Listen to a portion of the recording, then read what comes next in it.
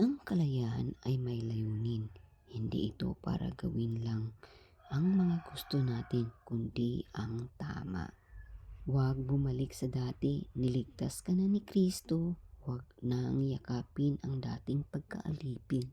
May nagbabantay sa iyo, ang Diyos at ang iyong spiritual family ay iniligay sa buhay mo upang tulungan kang manatiling matatag sa paggawa ng tama. Ayon sa Galatia chapter 5 verse 1, pinalaya tayo ni Kristo sa ilalim ng kautusan, kaya manindigan kayo sa pananampalataya ninyo at huwag kayong magpapalipin muli. Si Kristo ang nagpalaya sa atin, hindi para bumalik sa dati nating kasalanan, kundi para mamuhay sa tama.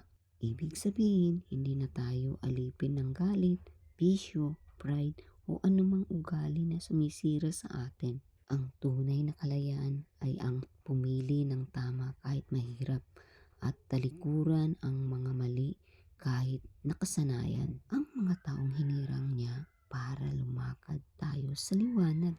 Hindi ito itali tayo kundi upang ingatan tayo. Ang pagsunod kay Kristo ay hindi pagkakulong, ito ay daan tungo sa totoong buhay. Pagpalain tayo ng Diyos sa pangalan ni Jesus.